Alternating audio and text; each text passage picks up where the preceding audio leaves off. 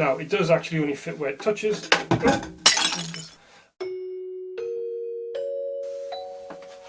Hi everyone, it's Andrew from RC, and here is styrene build installment number 3, I think this is. The House of Styrene. She's beginning to take shape, isn't she? We left episode 2 when it was all a flat pack, I believe.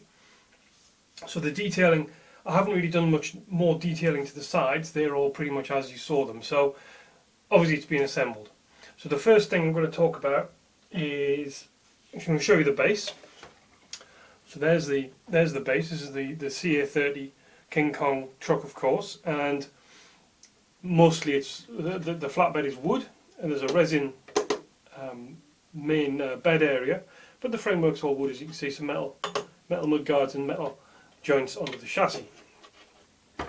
Now, what I've done with this, hopefully, is be able to remove it. I've set it up so that I can remove the shell from the flatbed and use the flatbed as I see fit outside of this. So let me talk to you first about how I've done that, get that out of the way. What there are in there are 2 big right angles, not as big as this, but smaller PVC ones.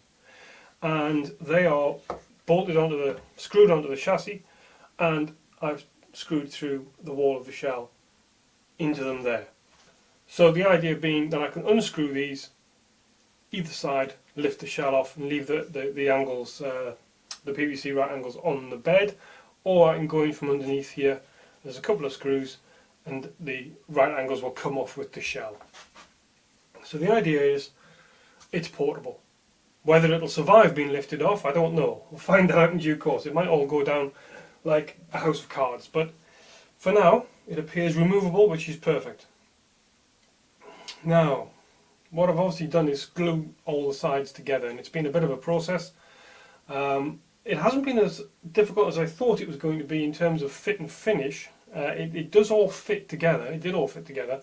I've not had to make too many corrections to it, which is good. There's been some difficulties with, especially the sloping roofs, which I'll come back to in a minute. But by and large, it's kind of gone okay. It's fit okay. I was a little bit, I think I'd measured the sloping roofs wrong, and they were a bit too long, if memory serves. So they had to be trimmed a little. Something wasn't quite, I can't remember exactly what it was. Something wasn't quite as it should be, so it had to be trimmed. But it was too long, so that's good, because you can always make it short. It's the other way around where you get problems. You may notice, the eagle-eyed of you will notice these edging strips have been added. So obviously binding 2 pieces of plastic card, 2 pieces of styrene together, you can end up with an edge and a seam, and in truth it's a bit of a laborious job to make these seams look scale or indeed disappear. So I chose to cop out and put these reinforcing strips, which are excellent right angle styrene pieces. I mean, these are invaluable, these things. So I've just clagged these on there. I've run out, so I can't do any more, but they've got some more coming, and they come in different sizes, of course. So that's really cool. And every corner on this is going to end up with these on. So the sloping roof sections are going to end up with it on here. The roof will end up with them on. It's going to be, every edge is going to be protected like this. And I think in real life they were a little bit like that as well. They were kind of sealed along the outside. Not terribly scale, I'll be honest with you, but such is life. These sloping roof edges are not 90 degrees, so I'm going to have to make out of some very thin styrene, probably what I did the frames with, and I'm going to have to kind of place a line across and then bend it and glue it onto the sloping section. I won't be able to do it at once because it'll ping off either side, but I can certainly glue one side on and then later on fold it over and glue it down. I'm hoping that's going to be fine. It might just spring back and I might have all sorts of dramas, but we'll come to that next episode, I dare say. You'll find out. So the corners and all the major joints are going to be covered up. I have filled some of them already. I put some melted styrene with liquid poly into some of these gaps. Because I'm going to put a light in here, I don't want any gaps where light's going to bleed through. Even though it's going to be painted and even though it might have styrene across the top, I don't want to take a chance that once it's painted and the first time I switch a light on, I can see pinpricks of light coming through where they shouldn't be. The reason for the light obviously is to show you a little bit of interior when it's dark, and I'm going to be drilling running lights, little red, orange position markers basically into each corner, and I want them to glow. I don't want them to be shining like headlights. I want them just to be glowing. So I'm probably going to put one, maybe two painted LEDs into the bed on the floor probably, and it'll just glow. It'll not be bright, shiny, thing. It's just going to be a delicate glow, as there's not a great deal in the inside. I don't really want it too visible. Now, what have I done on the inside? Let me tilt this over so you can have a little look. Let me just check the camera, make sure that's okay. Now, maybe what you can see, the more eagle-eyed amongst you, get the pencil out. But right on the bed floor, which is the yellow bit, you can see the right angles maybe in there. Above those, and the reason maybe why you can't see them, are two large strip desks, shelving, work surfaces, whatever. This is not a radio truck. I'm not building this as a radio cab, which is the more traditional, pod that you'd see on the back of a Russian army truck. Some of them were ambulances, some of them were command centres. They weren't all festooned with radio gear and aerials and antennae sticking off them. So this is more along the hospital, command centre type idea. So it's got some desks, workbenches, what you like in there. I've got a little shelving unit sitting up in that corner, maybe you can see there. Just a couple of shelves and a vertical piece stuck on. But the great thing is, going back to these right angles, is these are not also useful for covering the joints on the outside. They're also on the inside to reinforce the joint, and they're underneath these platforms and alongside here to help bind it. Instead of you just binding this with the skinny edge, you've then got this stuck on it, and it provides a much greater joining surface. Yeah, I can't get enough of this right angle stuff. It's awesome. In there also you'll see a rectangular section piece. So it's like a rectangular tube, I guess you'd call it. Well, probably something a bit more technical than that, but if the cap fits, wear it. So that just braces this side, against the other side. So there's no sort of pressure flex in there, which would start popping joints, of course. This is a right angle piece, and it's one piece. So there's again a bit more bracing here between this wall and this wall, which I think is the more of it, the better. It's actually quite a sturdy item so far, and it's going to have more bracing because the roof, let me show you the roof section, that's the final piece, and that's where I'm finding out whether I've got the whole thing square or not. And the sad truth is I haven't quite got it all square. It's not quite square, unfortunately, so I am going to have to, let me try that again. I am going to have to, yeah, there you go, that's a better fit. So I think it goes on one way better than the other. No, maybe not. There you go. So it's a little bit off in that corner, and it's a little bit out on this corner. So the whole thing needs to be, yeah. Anyway, enough test fitting. That's a horror story for later. So yeah, so that's where I am. It's got a little bit of interior detail, just enough so you can make something out through the windows. The windows, incidentally, remember they're all pre-numbered and pre-cut and sized, so they're going to go straight in.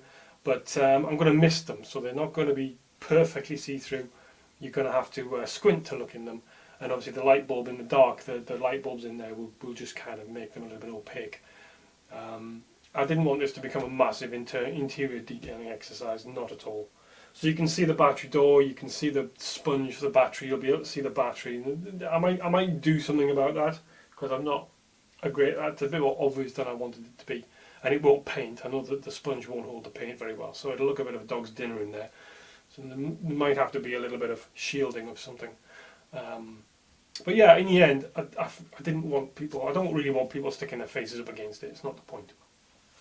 But the camera, picks up all sorts, doesn't it? So yeah, that's what it is. It's looking good. It's looking kind of, it's looking as I intended, which I'm absolutely staggered about. So next job really is painting. I want to obviously get the roof fitting properly. I've got to finish all the edgings off. on the outside. I'd like to get that done first, and that's arriving shortly by post, more styrene. And then I'm going to start thinking about painting. So I'm going to paint the inside first, and I'll need to spray it from the underneath and spray it from the top for the benches. So I can't put the roof on yet. So I'm going to spray the whole thing on the inside, and then I'm going to have to deal with the idea of masking the windows. Once I put the roof on, I can spray the outside. I can't get the wind. I'm going to, if I leave the windows out, because I can always dismount it and put the windows in afterwards. But if I leave the windows out, I'm going to have stuff. I'm going to have all the external paint going inside. So I was thinking I'll just run some masking tape. Probably just run some masking tape over the inside. I don't want to be putting tape on my glass, because you pull the tape off, yeah, glass might come with it. So yeah, that's probably what I'll do, but I don't know yet. We'll see. But there you go. So that's how it is. That's how it looks. I've got some pictures of it. Have I got any footage of it on the truck? I don't know. I'm not sure. Let me just get it on the truck and see, and you can see how it looks on the CA30. So she's going to go on pretty much exactly. I mean, it's such an awesome fit. I mean, that's it. Boom, straight on the chassis, slides on. You know, it's a good friction fit on there. There's no rattling, only in the up and down direction. Yeah, she looks pretty awesome, doesn't she? I think it's a pretty good look for the old CA30. It's a pretty good look. It looks right, it looks good. You know, the CA30 is not very tall cab. It's got a really tiny cab. You know, your roof's in the roof lining. So it looks tall, but that's because the cab is short. You know, these old cabs, they weren't very big at all. So it necessarily looks tall, and that's the way it should be. People have to stand up in this, or virtually stand up. So yeah, it's quite a height difference. If you check out a Combat Crew one with the actual truck, well, they've got a ZIL, not a Chinese version, but same truck with the pod on, it towers above the cab. So it is near as I want to make it tall enough. I was going to put a roof rack on, a metal roof rack on the top, but with finding out the roof's a bit wobbly, I'm not going to bother with the roof rack. I'll do something else on the roof, so it's not entirely flat, but it won't be a roof rack, sadly. It's going to have spotlights on it and everything. So the illuminations on the outside of this is going to be, I think, minimal. I thought about maybe putting some spotlights like the CA30's got on the top, a couple of those, but you know, you've got cables coming down and it's just a wiring nightmare. I'd rather do without, frankly. So it may not have too much in the way of lights. It hasn't got headlights in yet. I've got to think about getting headlights into this as well. But yeah, there you go. Thank you for joining in, guys. Thank you for watching, and I hope you like it. Do like and subscribe to the channel if you count it all, please. That would be awesome. We're nearly at 1,000 subscribers at this point, so thank you all so very much. Anyway, take care, y'all, and we'll catch up with you soon. Bye now.